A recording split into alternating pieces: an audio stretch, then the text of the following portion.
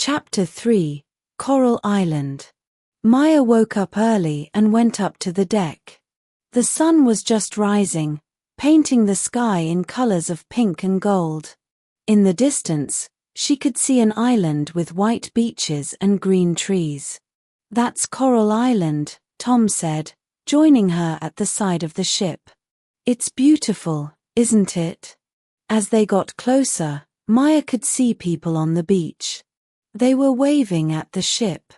Some of them looked thin and worried.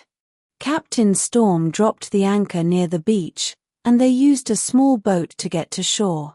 The island people welcomed them warmly. "Thank you for coming," said a woman with gray hair.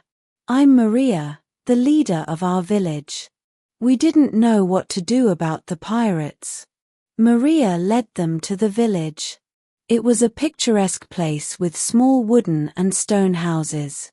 There were fruit trees and vegetable gardens, but Maya noticed that many of the gardens looked empty. "The pirates come every 3 days," Maria explained. "They take our fish, our fruits, and our vegetables. They say this is their island now, and we have to pay them to stay here." "How many pirates are there?" Captain Storm asked. "About 12, Maria said. "They have a big ship with black sails. Their leader is a ruthless man known as Black Jack. He has a scar on his face and always carries 2 swords. Captain Storm thought for a moment. "We can't fight 12 pirates with just 5 people. We need to be clever. Maya, you're new here. Maybe you can think of a different way to solve this problem." Maya was surprised that the captain asked her opinion. She thought hard.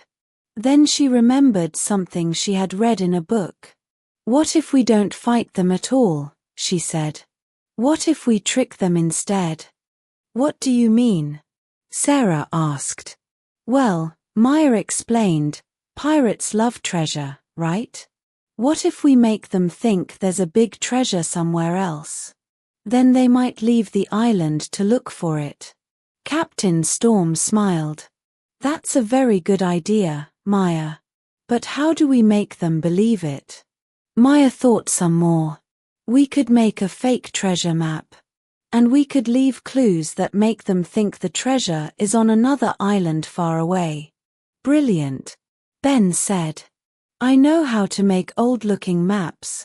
I can draw one that shows treasure on an island 100 miles from here." Tom got excited too. "And I can help plant clues around their camp."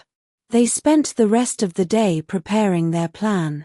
Ben drew a detailed treasure map on old paper. He made it look like it was drawn many years ago. The map showed a treasure buried on an island called Snake Island, which was very far away. Sarah and Maya wrote a fake letter from a pirate captain. The letter talked about hiding treasure on Snake Island before he died. They made the paper look old by putting tea on it and burning the edges a little. That evening, Tom and Maya snuck to where the pirates had set up their camp on the other side of the island. They carefully placed the map and letter where the pirates would find them in the morning. "I hope this works," Maya whispered as they crept back to the village. "It will work," Tom said confidently. "Pirates can't resist the chance to find treasure." Great job, everyone. I hope you liked this story. See you in the next chapter. Please subscribe for more tips and fun lessons. Let's keep learning together.